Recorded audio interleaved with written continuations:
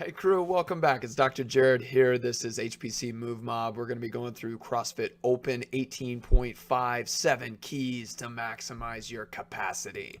But prior to, first, just want to say thank you. Thank you so much. It's been so much fun to go through this. We've made it to the end of the CrossFit Open for 2018. What we want to do is say, stay on it. This was all about getting you better at a lot of your workouts through this Open, but realistically, we wanted to touch on your weakness areas and vulnerability areas and areas where you need improvement, and kind of create some clarity, or at least a path for you to make improvements.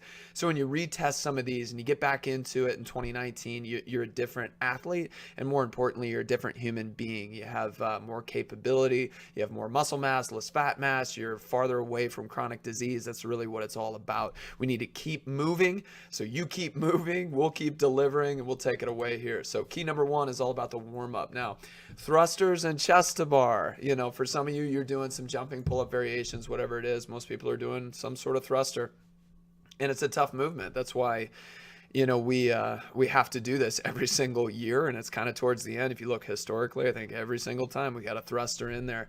It's because we have to really own the bottom of the squat position to the top of the squat position, as well as the front rack, or a very tight closed arm position to a very open arm position, meaning it goes through full body movement and you're just going back and forth, which is why most people hate thrusters, because they're pretty tough on most people, especially have range of motion deficits. But the chest to bar and pull-ups are no different. We have to really open up fully through the shoulder, kind of almost like an overhead position. So make sure you're doing that. But then also the deep pull position, which is, hey, if you did a deficit push-up, think about yourself. Your chest is all the way to the ground and your arms are kind of wrapping around behind you. If you can do this for the chest to bar, you really minimize 2 or 3 inches of range of motion, and over this workout, that's kind of a big deal.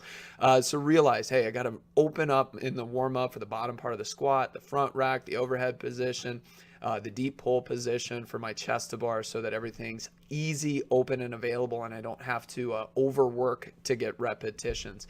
The retest hack, when we do that, we'll probably have a little bit more on that, but for now, hopefully your coach can help you out with those types of things. Key number 2, tempo and timing. It's all about thruster tempo and chest to bar timing and efficiency. Now, what does that really mean? It means you have to kind of find that pace with a thruster that you feel really comfortable with. Early on, 3, 6, and 9, if you're regional caliber athletes, game caliber athletes, you're plowing through this. You're just going to go pretty much balls to the wall for 7 minutes until you fall over in a pile of vomit. Hey, more power to you. For the rest of us, hey, it's really important to realize that, hey, I can't do a double FRAN like Annie said, so I need to pace this out and really ensure that I'm operating with a lot of tempo in the thruster and efficiency with the chest to bar. So if we look at this in normal pace, you're going to notice, hey, elbows are up, taking that quick little second in the top position to really set my pace, grab a breath, find some rest within this, but really trying to keep a nice tight position by driving elbows up, staying springy out of that bottom so I can run through these thrusters, not in an epic pace, but just stay smooth and steady with them the whole time. We get to the chest to bar, it's all about timing, and here you're not going to see good timing. I'm way off my timing, so I just say, nope, I need to start over with this and get back into some more decent, or more a better efficient path. So did that. And that was something for me that I know is going to come up huge. We didn't do a ton of chest to bar really in our training leading up to the Open. We did a lot of chest to bar, a lot of muscle up progressions, thinking the chest to bar would be there, and it was. It felt really good as far as getting the chest to the bar. The timing of it was off. So pay attention to that. Make sure if you haven't been hitting a ton of chest to bar over your training weeks throughout the Open, that you might want to just kind of make sure that that timing and efficiency is there for you. We'll continue on here to number 3, pick your numbers. What the heck are you talking about? We're not at the casino, man. Now, pick your numbers for your thruster and your chest to bar. And what those numbers are is what you can consistently hit under some pretty decent fatigue. Not maximum level fatigue, but it's like, yeah, I'm pretty tired. I think I can still hit a set of 8 here and still be able to kind of work and move on to the next thing. For me, it was 9 with the thrusters, what I started with today. Chest to bar, it was 6. Unfortunately, those numbers, as we'll go through, didn't work out too well for me. I did great in the workout, but I know I'm a lot different athlete than I was in 2012 and 2011. So I should have been up at a 12 and maybe a 9, a 12 for the thruster, 9 for the chest to bar. But that's just the essence of trying to understand your body and move on. So just think, hey, I need to know what number I can hit. And what that really helps you do is, for me in the set of 12, I just did a 9 and 3. Did I have to? Nope, but I did because of a way to strategically rest and not kill my body. With chest to bars, it was 6. So in my set of 9, I did a set of 6 and a set of 3, so that I could continue to press the envelope later on in the workout. With that, yeah, again, I should have been at 9, but know where your number's at and kind of work with them. Key number 4, awareness of energy expenditure.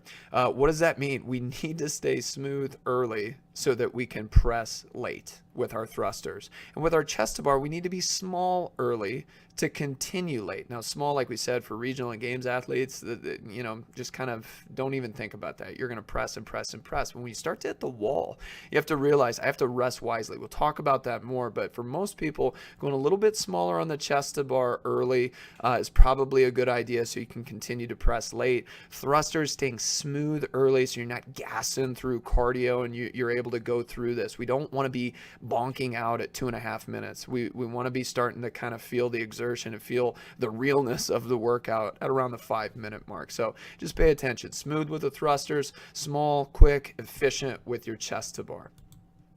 And watch this.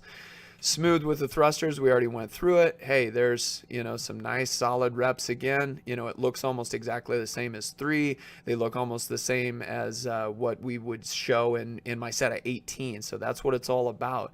But the idea is making sure that you're not going too fast and you're not getting out of control and you're not getting panicky. There's my set of 9. Now I'm going to do a set of 3. Quick little bit of rest here, and I'm getting right back on the bar, and that's what it's all about. We can't be sitting there hands on knees. We got to make sure we're pushing ourselves right to that edge. We step away just quickly, but we get on it when we need to get on it. Now here we'll go to the chest to bar, and we'll see, yep, pressing through. Everything's looking great. I'm starting to get a little bit sloppy. I'm feeling something. Now I'm going to get off of there. It was only 6. This is my set of 12. So, I'm just stepping back. I'm thinking, all right, I'm doing good, but I got a lot of time left on that clock. Little bit of rest so I can get right back up on that bar. No hands on the knees. Wow, there was a set of 4. Maybe I should have done a set of 8, or maybe I should have done, a set of 9 to be able to not rest quite as much. But the good thing is it was quick. It was small, but it allowed me to not blow out my shoulders on trying to do an unbroken set of 12, knowing that if I did that, I'd barely even be able to walk over to the thrusters. So make sure you're being smart with your energy expenditure. Now, key number 5, get ready for this baby. All right, be ready for it to get real. Once you have to break down to singles, it gets so hard after that. Why? Because you need to do your singles fast, meaning you're not going to rest. So you have to be able to do this, but then get onto the thrusters so you can press on through the. Hopefully it doesn't happen until that 5+ mark. If you're doing this at 2 or 3 minutes, unless, hey, you know what? That's the athlete you are right now and you're getting better at your pull-ups or you're getting better at your chest to bars, not a problem. Just stick with your singles, do your best. But if you're thinking, hey, I want to be able to press this as hard as I can for as long as I can, you don't want to get too sloppy until that 5+ minute mark. Now we'll see here, I've already done a set of 6. I'm going right back into a set of 4. I break to some different kipping just to kind of accumulate the reps. But no rest. I'm going right back into this fast single. When I'm doing this, I'm thinking get my chest up there, but I'm not even grabbing onto the bar on the way down. I'm almost letting go of the bar after I kip. Now, get your reps so it's real. But the idea is you're going to spike your heart rate, but you can almost recover your muscle tissue. So when you're done with this, you can just walk over and on this set of 18 or 21 or 24 or whatever it is that you do, there's not a whole lot of hands on hips. You're able to grab that that bar and start doing your reps. Again, make sure, hopefully this doesn't happen until the 5+ minute mark. What you do early on will dictate what you're capable of doing later. Now, key number 6, rest wisely, meaning in transitions, take your little rescue breaths early on, and that's fine. In the thrusters, and we'll go back to that in transition later on. That transition time is, hey, you're not doing anything. You might need to chalk up. Don't get stupid with it, but realize that's built-in rest, and we have to make sure we're utilizing that wisely. The thrusters, don't try to mash out reps here. Don't try to be a hero and try and go unbroken, because then you'll be laying on the ground. You won't even be able to get chest to bar.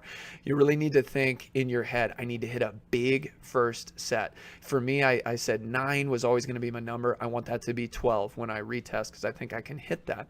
And if I hit 12 and then I do a 50% split, that means, hey, I'll probably be able to quickly hit 6. And even if I can't, what if I could do a 6 or a 4 and a 2? Well, that means I don't break up a whole lot of repetitions, which is really, really important. So just make sure that you hit a big set, but don't rest long to try and hit a 7, and something else. Be really wise with that.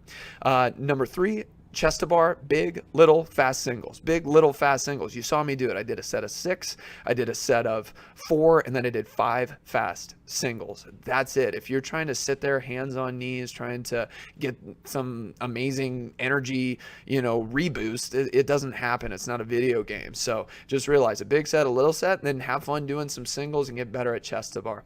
And number 4, press the end. Make sure you're pressing the end repetitions to avoid double rest. Okay. The reason is I don't want to do a set of 2 at the end, knowing that I'm going to be able to rest during the transition. I did that a couple of times. It's something I'm going to eradicate, just trying to say, hey, I need to hit 12. But if you're trying to do a 7, 4, 2, it doesn't work out that well. You need to think, hey, I need to hit a big set, then a smaller set, and then hold on so I can get through it, because I know I'm going to get a little bit of rest in the transition. So be wise with those. Key number 7, learn and rejoice. Congratulations, you just made it through 2018. If you're an OG, hopefully you surprised yourself. I did. I did a +20, and I think there's more reps on the table. Like the next point is, you can probably retest this and make some decent improvements. So just be smart with all these keys that we talked about and realize, hey, hopefully you got a lot better. The relatively new people, you just did a beefy version of FRAN. Congratulations. Chest to bars and a ton of thrusters. That's really hard workout. So, we always finish with something that's pretty epic. And FRAN, that's almost like, well, hey, dude, what's your bench press? In CrossFit, hey, what's your FRAN time? It's something that's pretty awesome. So you just did a beefy FRAN. You should be proud of yourself. And for some of you who did the scaled version, guess what? You got closer to doing your first legit FRAN time, or really starting to piece into more efficiencies so you can cut that time and get better at being human. So key number 7, learn and rejoice, and keep on pressing on. So keep up, and we'll keep it up. So at hpcmovemob.com, you're already here. Follow with your email. We'll be able to get this information to you very quickly. You don't have to go find it on social media. We're not going to inundate your inbox, because I hate emails. I just want to be able to get you information that helps you be a better physical human, helps you dominate your physical existence. So if you're interested in that, go ahead and click the follow button, provide your email, and I'll help you out with that. With Instagram at HPC Dr. Jared, and Facebook at Health and Performance Center.